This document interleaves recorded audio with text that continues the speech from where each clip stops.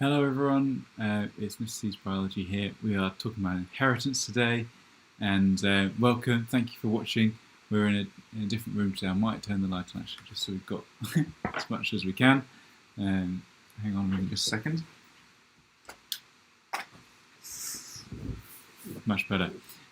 Great, so we're talking about inheritance. We're going to talk about genes, we're going to talk about selective breeding and genetic modification and all that sort of stuff. Good to have you with us. Just to remind you, this is kind of GCSE level as best we can. And if you've got any questions, put them in the chat, and I'm more than happy to answer that. And if you, if you want, then what will happen is I'll put the notes in the description. There'll be a link to the notes after the lesson, and I'll also bookmark the different sections of the video. So then, when you come back to it, you can see it will just highlight the different sections that are about different topics. So. Do come back and have a look if you want to, if there's something that you want to catch up on. That's absolutely fine.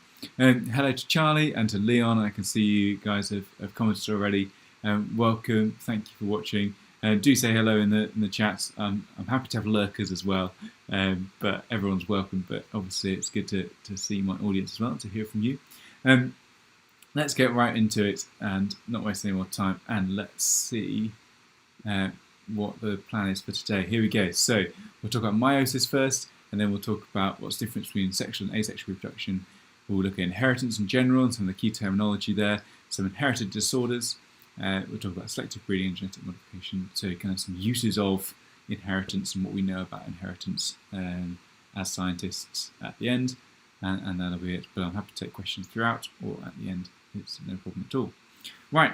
So let's start off with meiosis. So a couple of weeks ago we talked about mitosis, where we had one cell that started off and it grew, and that's interphase, and then it split into two cells, and that was mitosis. And that's how all cells in our body will grow and split and be able to double every time. And that's how we get more cells in our body, whether that's because we have a wound that we want to heal, or because we're growing, because we're young and still growing in the right directions.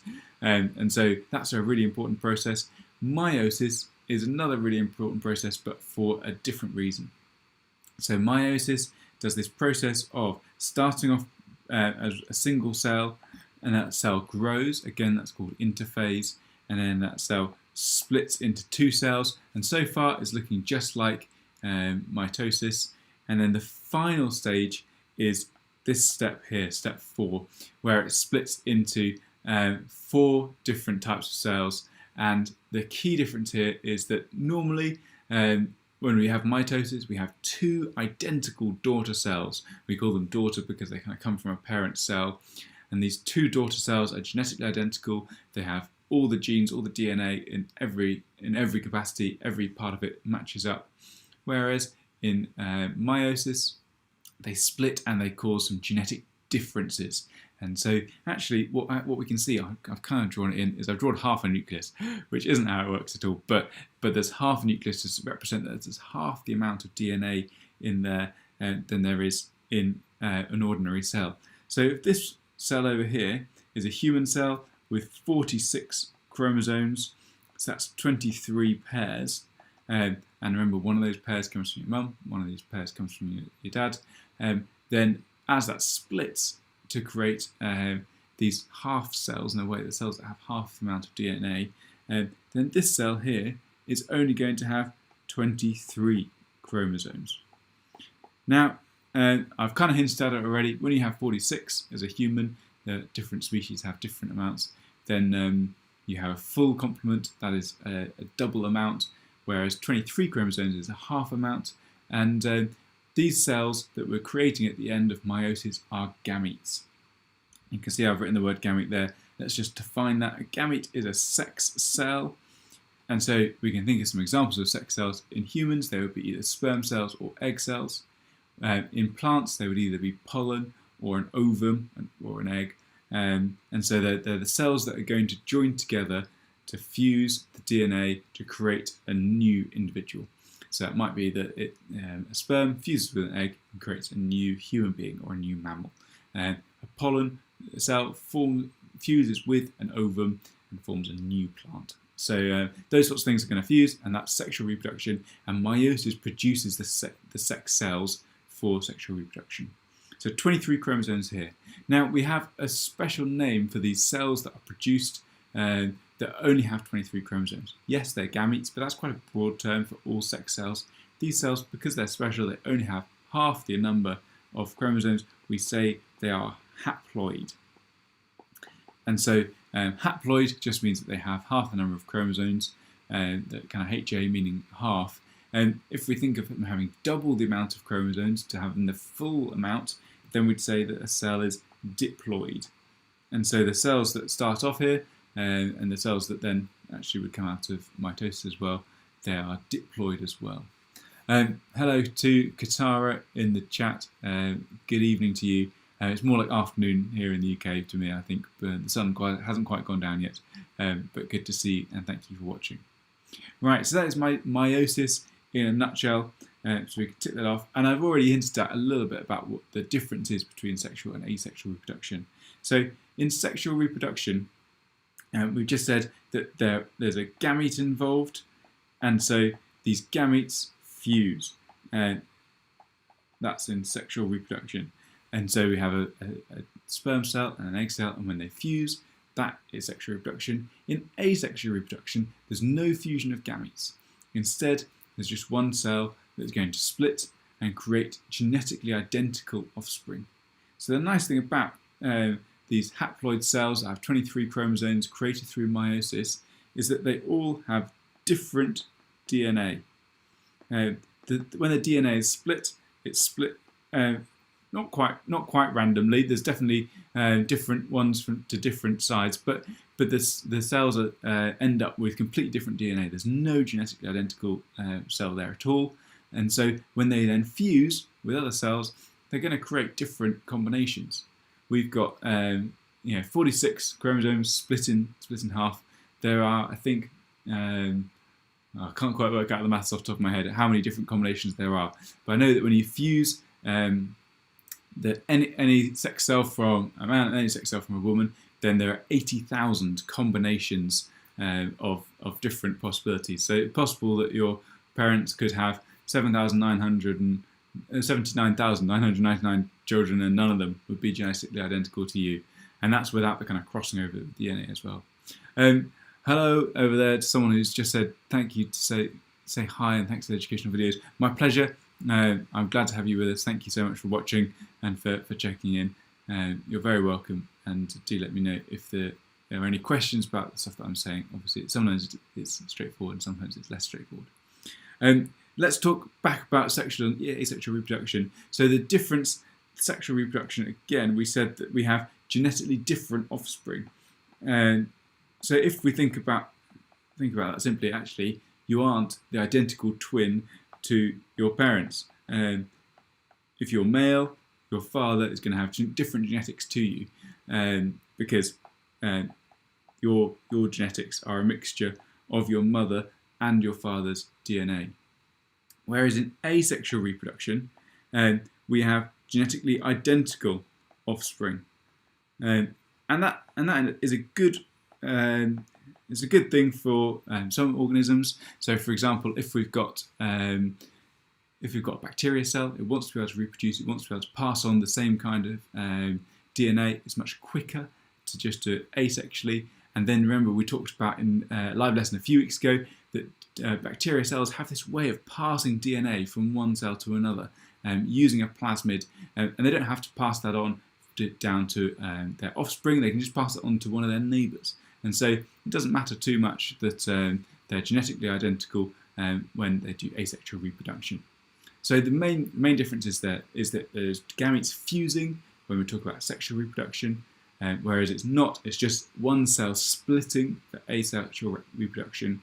For sexual reproduction, we end up with genetically different offspring, because they're going to have different characteristics. They're going to be able to have more things different about them. So there might be more opportunity for mutations and easier to develop a different population. Whereas in asexual reproduction, they're all genetically identical and they're passed down there as well.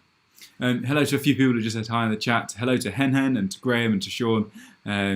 it's fantastic for you guys to comment and to see my videos. I really appreciate it. Thanks so much for sticking with me. Yeah, Reddit Teenagers it's kicked off and we're still here, which is great. So I really appreciate you guys being here and appreciate you watching. Thank you so much.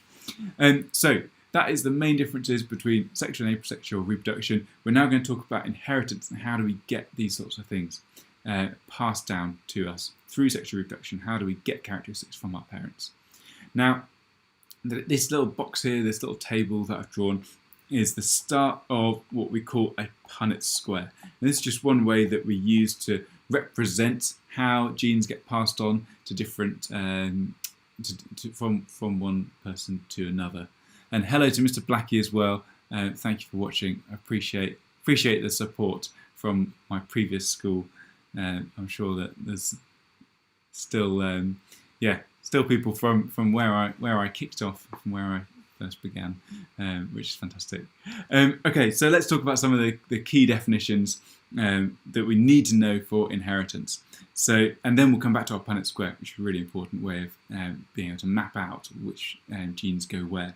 So we said that a gene, we've used the word gene already when we talk about genetics. A gene is just something that we say it's the one pocket of DNA that codes for one characteristic. And so if I have a gene for hair colour, then that is a pocket of DNA, a little section of DNA that is going to code for hair colour, and it's not going to code for anything else. It's just going to code for that as well. Hello to Ben as well, and hello to Foodie, who's supposed to be doing this in his science class. Excellent. Well, stick around, Foodie, and you'll learn some stuff. And hello to 112 as well. So a gene is it's a section of DNA that codes for a characteristic. And actually, each of these genes that codes for characteristic, each of these genes has different options that it could have. So I said already that if there's a gene for hair colour, well, my hair colour is brown, and so there's a gene for hair colour. But if I have brown hair, other people were going to have blonde hair, and so there are different options for this gene. So there's a position where this gene sits, and so that gene then is going to have different options depending on whether you have blonde hair or brown hair. And these different options are called alleles. So we'll say you've got an allele for blonde hair or an allele for brown hair. And so an allele is an option for a gene. And so you have different alleles for each of the different genes that you have. And some of these alleles have different characteristics. So some of these alleles are more dominant, so that means that they're going to dominate, they're going to express themselves more often. And some of these are recessive, which means they're not going to, they're going to be a bit more quiet. And the key way that we can remember these and how they work is if they're dominant, then they're always expressed. And so if I have, if for example, let's talk about hair colour still, if we had a gene that was dominant and it was a gene for, say, purple hair, then anyone who had that gene, that allele, that option, they would have purple hair. Whether they had any other alleles as well, so you get one allele from your mum, one allele from dad. So whoever had it, even if you just had one, it would just be expressed. Because it's always expressed. If it's dominant, it's always going to show that it's show itself in what's presented. The recessive, however, is only expressed when you've got two copies of it. So, for example, you said you get one copy from your mum, one copy from your dad. If this was an allele for orange hair, well then, if you had two alleles, one from your mum, one from your dad, and they both had orange hair, then it would be expressed. If you just have one of them, it's not going to be expressed. It's not going to work out. So, only expressed when you have two. And we'll see how these work out in just a moment when we put it into our Punnett square. And so we've got these characteristics that alleles have. Remember, an allele is an option for a gene, and a gene is just something that codes for one characteristic. Now, if we have two of the same alleles, so remember these are the options that we've got. If we have two options, and so we're talking about purple and orange hair, so if you have two for purple hair, then they're the same. We've got two of the same alleles. And homozygous, homo is from the Greek meaning same. You probably know the word homosexual, someone who is attracted to the same sex. Well, here homozygous means the same option of the alleles. So homozygous means that we have two of the same allele. And that could be, in our example that we're just using, two purple alleles or two orange hair alleles, but they must be the same, two of the same. Whereas hetero means different in Greek. And so heterozygous means two different alleles. And it's just a way that we can use to describe what our alleles are. And so we can say, oh, there are some heterozygous genetics going on there. And we just mean then that we've got two different alleles there. So it's in a way, some people say that biology is a bit like learning a language, because there's all sorts of different words that we need to remember. But hopefully when we use these words, we can actually explain really precisely what we're trying to say. And we can say it in fewer words if we use the technical, complicated ones. So I think it is worthwhile, but it does take a bit of time to get used to using these words. The best thing to do is just practice, just get used to using them in different situations when you're talking about genetics, and hopefully it'll come through. And last two definitions before we go back to our Punnett square and start putting these words into practice. We have genotype and phenotype. And so these basically are just describing two different things. The genotype is saying what genes are there. If we've got if we have a purple hair gene and an orange hair gene, the genotype would be purple orange. If we have two orange hair genes, then we'd say the genotype is orange orange. And so it's just saying what genes are there. What genes, not what gene. And so that's helpful just to be able to say that's what genes are there. And that's different from the phenotypes. The phenotype is what are the genes doing? How are they expressing themselves? And so these orange hair genes or these purple hair genes, we want to know, well, actually, do they end up in orange hair or purple hair? And so the phenotype would be what is expressed. And that's going to be what we can actually see physically, or the characteristic that ends up as a result of these genes that are coding for something. Okay, so let's go back to our Punnett square, and rather than saying orange and purple for a moment, let's use something a little bit more simple. So let's talk about blue eyes and brown eyes. Okay, so we're going to say that in this case, brown eyes is dominant. And so for a dominant gene, or a dominant allele in this case, we're going to put it with a capital B. And then for a little b, that means recessive. And we'll say the blue eyes are recessive. And so let's just remember what dominant and recessive mean. Dominant means we just need one, and we get brown eyes. Blue eyes, they're recessive, so we need both. We need two sets of blue eyes, and then we'll get blue eyes being expressed in the phenotype, in what we can actually see. So in our Punnett square, what we can do is we can put in the possible genes from the mother and the possible genes from the father, and see what are the possible outcomes, what are the chances of getting different outcomes.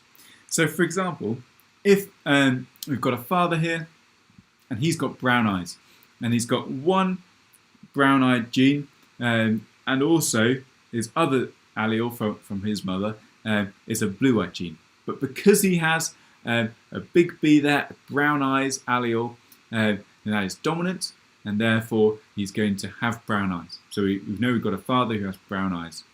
And because he's got a big B and a little b, they're different, and so we'd say he's heterozygous brown. Okay, and that's different from homozygous brown, because that would be if someone had a big B and then another big B, they would still have the same brown eyes. It wouldn't be more brown, it would be the same brownness, but we just say it's homozygous. So then let's compare that to a mother. Let's say the mother has the same genotype, so they have a big B and a little b. So we've got two parents, they've both got brown eyes, but what their children can have might be slightly different. Let's see. So what we do is we say, well, what's the genes for the father, what's the genes for the mother, and then we put them together in the child's genes, which comes in the box. So we say there's a big B from the father and a big B from the mother. I'll just get rid of neaten up. Oh, okay, that's better. just neaten up my arrows so we can see it a bit more clearly. So that's one possible option that we can have from the mother and the father. We can have two big Bs, so a homozygous brown-eyed offspring. We could also have a big B, little b. If we had the big B from the mother and the little b from the father, then we can have big B, little b, and we can have the same down here as well. So heterozygous, there's 50% chance. There are two options out of the four that we have a heterozygous offspring. And the last one that we could have is we could have little b, little b. One from the mother, one from the father. There we go. So that's another possibility. And now let's look at the phenotypes that we could get out of this equation then. So we could have brown eyes. From two dominant brown-eyed genes, we're going to have a child with brown eyes. We could also have brown eyes there or brown eyes there, because remember, brown eyes is dominant. That means they just need one of the alleles in order to get in order for it to be expressed, in order for us to see the characteristic. But we could also get someone with blue eyes. So even though we've got two brown-eyed parents, we could have a child with blue eyes because they're heterozygous, and so these little recessive genes can come together in a moment of chance. It's 25%, so it's not that likely, but then they could have a blue-eyed child. So it is still possible. And so that's why you might see, oh, hang on, I've got a characteristic that I don't see in my parents. And sometimes it can be to do with genetics, and it can be to do with the fact that they are carriers for something, that they're heterozygous for something that is recessive, and therefore it can get passed down. This is called monohybrid inheritance because we're just looking at one gene, and we're just looking at how these two alleles for one type of gene affect each other. Now there are more complicated ways we can look at this. We can look at lots of different genes and how they interact with each other, and that can be called dihybrid inheritance if we're looking at two, or we can look at more. We can look at codominance and other things like that as well. I'm going to do a few videos over half term, which is next week, about different types of inheritance and going up to an A-level standard. So it's going to be a bit more tricky. I'm going to use this sort of language, but try and apply it to some more complex situations. So if you're finding this straightforward, then think about checking that out. It'll be coming in the next couple of weeks or so. So I'll record it probably next week, and we'll go from there. So do have a look and see if you fancy it. So these are our keywords that we've just used in order to be able to express what's going on in our Punnett square. So our genotype for our offspring. Let's imagine this is the child here. The genotype here is little b. So we say we've got two blue eyes alleles, and they're both recessive, and then therefore they can be expressed. They're homozygous because they're both the same. They're both little b's, and so the phenotype, what actually is expressed, what actually comes out, that is blue eyes. Okay, so hopefully that's a good introduction to that. So we have done sexual and asexual reproduction, we've done inheritance. Now let's talk about when this can go wrong and we can have some inherited disorders. So we're going to look at two different examples. So the first one is something called polydactyly. Now you might think I've just drawn this hand a bit wrong, but actually I've drawn it on purpose with 6 fingers. So 5 fingers and a thumb.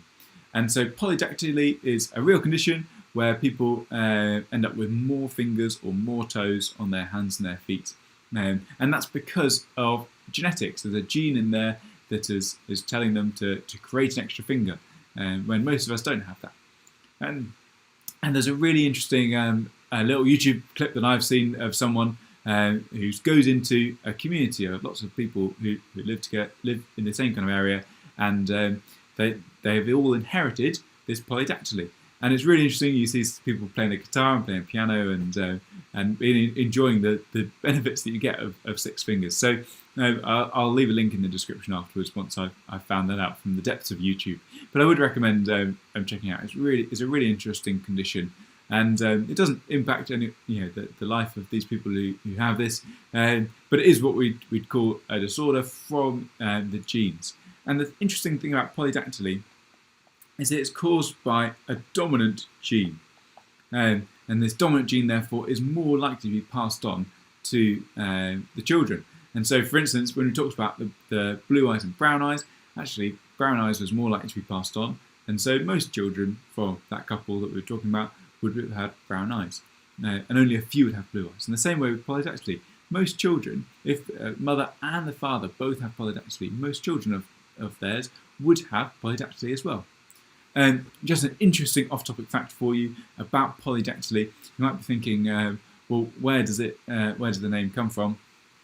Well, poly means many in Greek, and dactyl means finger, so it means many fingers. It might be an I on the end. I'm just looking at my spelling and thinking that I might have spelled it wrong, but we'll see. You can always Google it and work it out.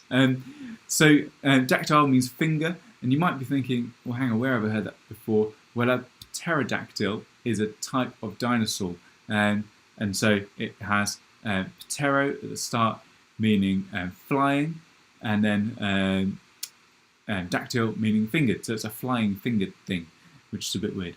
And then if we take it one step further and even more off topic, then the pter bit of a pterodactyl is actually that comes from the same word that helicopter comes from. And so helicopter, rather than sometimes we think of it a compound word of like helicopter, instead it's helicopter. Helico meaning like a helix, a spiraling thing, and pter meaning a flying thing. So there we go, a flying spinning thing, that's what we call a helicopter. A flying fingered thing, that's what we call a pterodactyl. And a many-fingered person is someone who has polydactyly. So let's just think about what would happen if we have a father who does have polydactyly, and he is actually homozygous for it, and a mother who doesn't have polydactyly, and so she is homozygous recessive. So I've tried to make them look a little bit different. We've got some capital P's at the top and some lowercase p's at the bottom. So what would happen is that we'd have the father would give his large capital P for polydactyly, and the mother would give her lowercase p for polydactyly recessive, and we'd end up with these offspring who are all heterozygous. If we're coming from a father who's homozygous dominant and a mother who is homozygous recessive, they would all end up being heterozygous. And that would mean that because the polydactyly gene is dominant, that all the children would have polydactyly as well, because it is a dominant inherited disorder. Now, something that isn't dominant and is actually recessive is cystic fibrosis. Now, I've drawn some lungs here because this is the thing that is most affected with someone with cystic fibrosis. Basically, it's a single chain, a single change of one bit of DNA, and that means that this whole protein channel can't be made properly. In fact, it's not transported properly to the cell membrane, and that means that it can't pump out chloride ions, which means it can't dilute mucus. And so you kind of think, hang on, diluting mucus, that's not really a big deal in my body, is it? But actually it is, because if you can't dilute mucus, then the mucus that you do produce is too sticky, and you end up with sticky mucus anywhere that there is mucus. So mainly in the lungs, where the lungs are producing mucus to be able to clear them out and to carry out any kind of bacteria that are trapped there. But also it's things like in glands that are producing enzymes, they produce a bit of mucus as they release them. There's things like saliva glands as well, and other sinuses. Is not a very nice disorder to have, and you have to have a lot of physiotherapy to just clear some of the mucus out of your lungs that would normally just be taken out by the hairs, the cilia, in your trachea already. The thing about cystic fibrosis is that it is a recessive condition. Hello to a few people. I've just seen that we've got BVM14 and Code if Mr. as well, so good to see you guys. It's great for you to be watching as well. I really appreciate it. Thank you. But cystic fibrosis is recessive. And so that means that if we have someone who has cystic fibrosis, and so they have, let's do it with the F this time, it's a bit more clearly to see which ones are recessive and which ones are dominant. So remember, dominant is always expressed if we have it, and recessive is only expressed if we have two of them.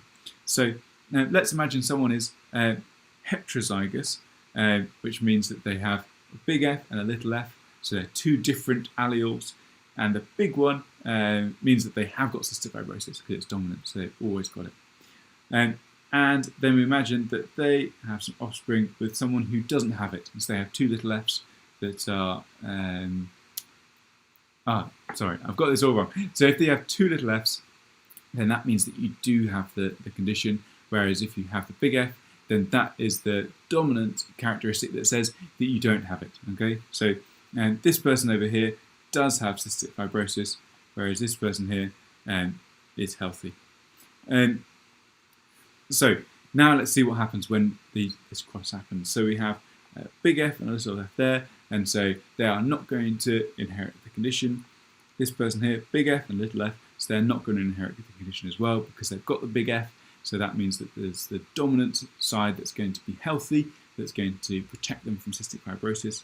Over here, however, we're going to end up with 50% of the offspring. There's a 50% chance that they will have cystic fibrosis because we're mixing one of the recessive genes here with one of the recessive genes here. And if we have two recessive together, then it expresses, then that means that they do have the condition. Okay, right, so that is the inherited disorders summed up, so we can tick that off. We've just got a couple of topics left. We'll wrap up in just a moment because I realise we've been going on for a while. So we'll talk about selective breeding, and then we'll talk about some genetic modification. So selective breeding is basically where we look at the characteristics that these genes produce. Sometimes we can even map the genes on, but actually we don't really need to. We can just say, actually, we've got two cows here. And we can look at one and say, this is a female cow and produces lots of milk. And that's great because then I can sell my milk at the local market and make lots of money. And so I want cows that produce lots of milk.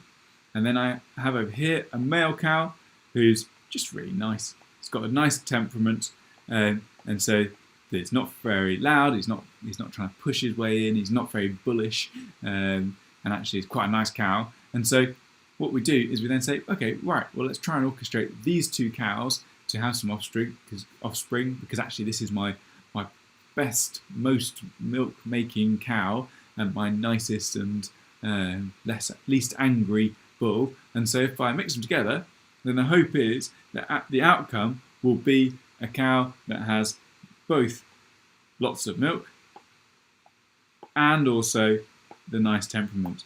Not to say that you can't do both, but hopefully we're going to mix these two characteristics together just because we've breed together two animals that have a certain characteristic that we want.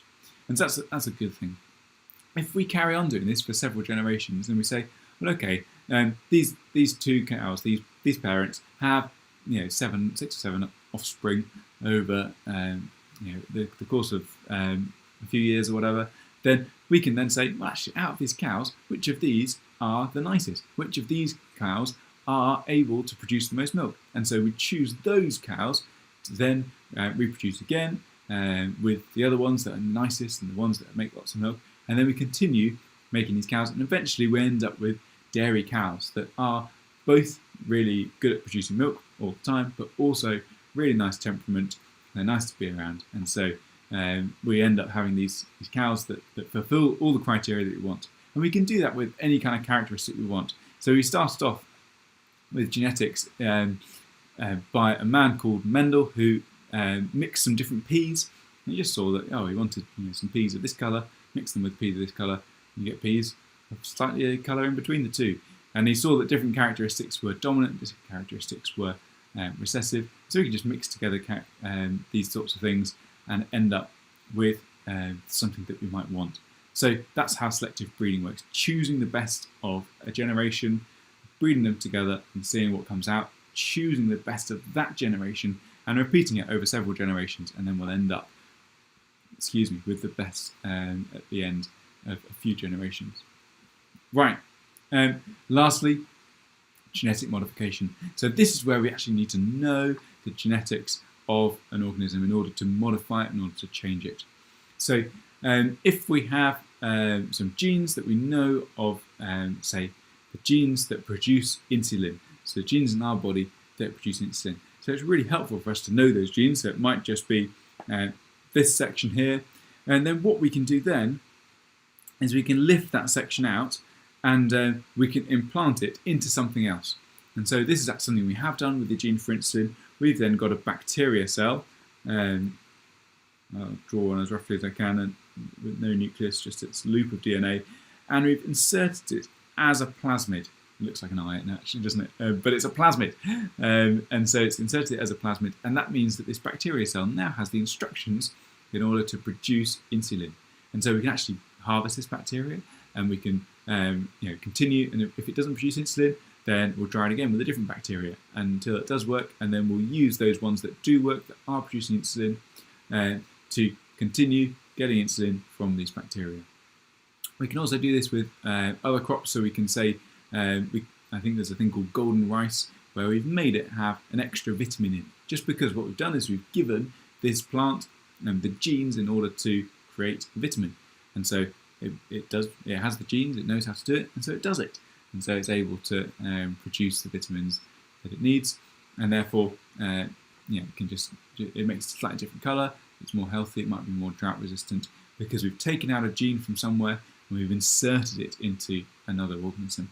Or we've taken out a gene and we've found a way to get it to enter the population and hopefully be dominant enough to survive, be able to be read and understood and processed. And that takes a little bit of trial and error, but it is something we can do. And that kind of chopping of DNA uses a special enzyme, and then sticking it back into something else uses another enzyme. But if we know what we're doing and we've got the right enzymes, then we can grow it and we can make it work. And we can put all sorts of different genes in different places. So when we end up with something that has been genetically modified, we might refer to it as being GM, just to highlight that it's been genetically modified. But one thing that we can do that people do quite often is they put something called GFP, a green fluorescent protein, in different organisms or different places. So we can then see it, and it glows and it lights up, and it's a green colour. And that's quite helpful when we're wanting to highlight one section and wanting to see, is it producing this protein? Well, actually, if we link in a bit of GFP gene in there as well, then it will not only make the right thing, but hopefully it'll make the green fluorescent protein, and we can see that the process is working. So that's a good way that we can use genetic modification to our advantage. Right, so I am just going to say, look at that, we've ticked off selective breeding and genetic modification as well. Thank you so much for watching, everybody. It's been great. I'm glad that you've been here. Thank you for commenting and for listening. Farhan himself has said that he's listening, so I really appreciate that. Next week we'll do another one. We'll move on to a different topic, and I'll try and post the live stream a bit earlier and generate a bit of support for it, but it's good. I'm really glad that you guys are here. If you do want to support this channel, then you can do that through the Buy Me a Coffee link that's in the description. But I'm really happy that you're here, that you're commenting, that you're watching, and that you're learning. So that's the most important thing. Yeah, that's it for today, and I'll see you next time. Bye for now.